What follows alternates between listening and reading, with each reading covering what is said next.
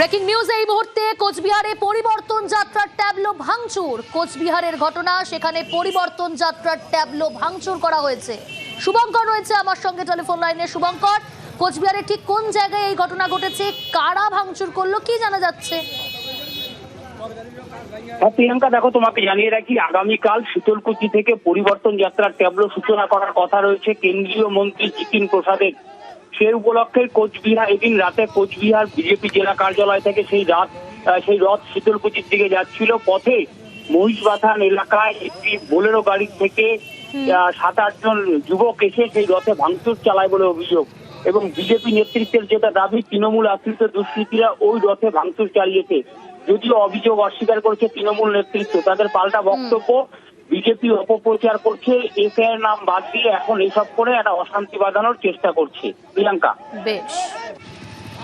খাগড়াবাড়ি পার হওয়ার পরে 2 কিলোমিটার যাওয়ার পরেই গাড়িটা তৃণমূলের দুষ্কৃতীরা গাড়িটাকে ভেঙে, আমাদের ভেতরে যারা স্টাফ ছিল, গাড়ির ড্রাইভাররা ছিল, তাদেরকে মেরে গাড়ির চাবিটা এখান থেকে নিয়ে চলে যায়। তো ওরা যতই চেষ্টা করুক না কেন, বিজেপিকে কখনো আটকানো যাবে না। বিজেপি 2026-এ ইলেকশনে বিজেপি ক্ষমতায় আসবে, ওরা যত ভয় দেখা গুন্ডামি, আমরা কখনো রুখে থাকবো না।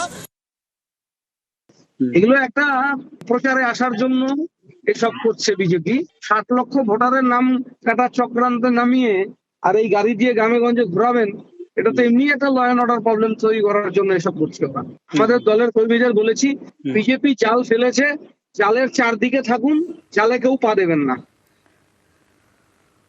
রাজ্যে এবার কদফায় ভোট হবে, এ নিয়ে নানা জল্পনা। আর এরই মাঝে এক দফায় ভোট করানোর পক্ষে সওয়াল দিলীপ ঘোষের।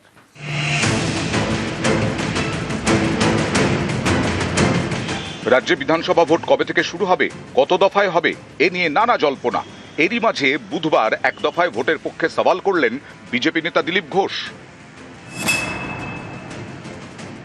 এটা করতো নির্বাচন কমিশন, যে সব জায়গায় সাফিসিয়েন্ট সিকিউরিটি ফোর্স দিতে হবে, সেই জন্য এক জায়গা থেকে এক জায়গায় তাদেরকে শিফট করতে হয়, সেই জন্য সময় লাগে। কারণ কি, সব জায়গায় এত ভয়ঙ্কর ভয়ের পরিবেশ থাকে, এত সন্ত্রাস থাকে, সেন্ট্রাল ফোর্স ছাড়া লোকে ভোট দিতে বেরোবেই না, সেই জন্য করেছে। যদি সাফিসিয়েন্ট সেন্ট্রাল ফোর্স সাপ্লাই করা হয়, একদিনেও হতে পারে সব জায়গায়। অনেকেই বলছেন দিলীপ ঘোষের এই মন্তব্য রাজনৈতিক দিক থেকেও তাৎপর্যপূর্ণ। বিরোধীদের দাবি, একাধিক দফায় ভোট হলে তৃণমূলের সুবিধে, কারণ সেক্ষেত্রে তারা নিজেদের কর্মীদের এক জায়গা থেকে আরেক জায়গায় পাঠিয়ে ভোট করানোর সময় ও সুযোগ পেয়ে যায়।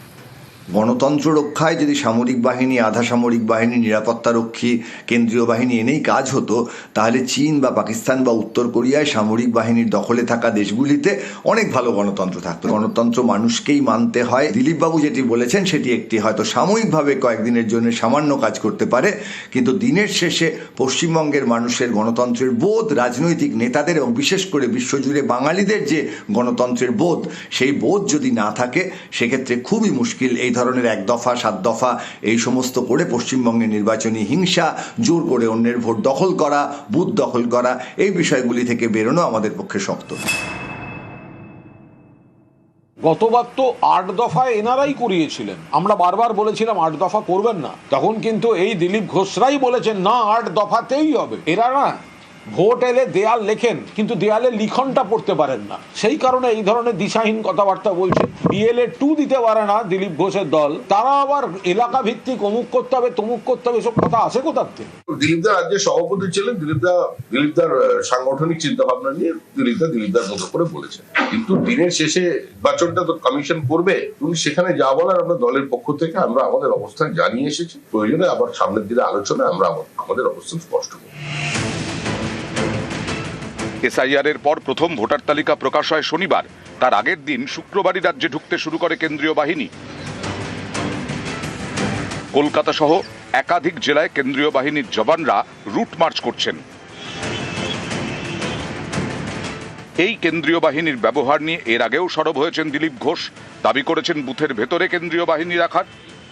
বারবার ডিমান্ড করেছি যে বুথের মধ্যে যাতে সেন্ট্রাল ফোর্স থাকে। তো যদি এটা হয়, তাহলে পশ্চিমবাংলার মানুষ যারা ভয়ে ভোট দিতে যান না, তারাও দিতে যাবেন, ভোটের পার্সেন্টেজ বাড়বে এবং লোকে নির্ভয়ে ভোট দিতে পারবে। তাহলে টিএমসির পক্ষে টেকা মুশকিল আছে। এবার 1 দফা ভোটের পক্ষে সওয়াল দিলীপ ঘোষের। এটা করতো নির্বাচন কমিশন, যে সব জায়গায় সাফিসিয়েন্ট সিকিউরিটি ফোর্স দিতে হবে, সেই জন্য এক জায়গা থেকে এক জায়গায় তাদেরকে শিফট করতে হয়, সেই জন্য সময় লাগে। কারণ কি সব জায়গায় এত ভয়ঙ্কর ভয়ের পরিবেশ থাকে, এত সন্ত্রাস থাকে, সেন্ট্রাল ফোর্স ছাড়া লোকে ভোট দিতে বেরোবেই না, সেই জন্য করেছে। যদি সাফিসিয়েন্ট সেন্ট্রাল ফোর্স সাপ্লাই করা হয় একদিনেও হতে পারে সব জায়গায়। নিউজ 18 বাংলা।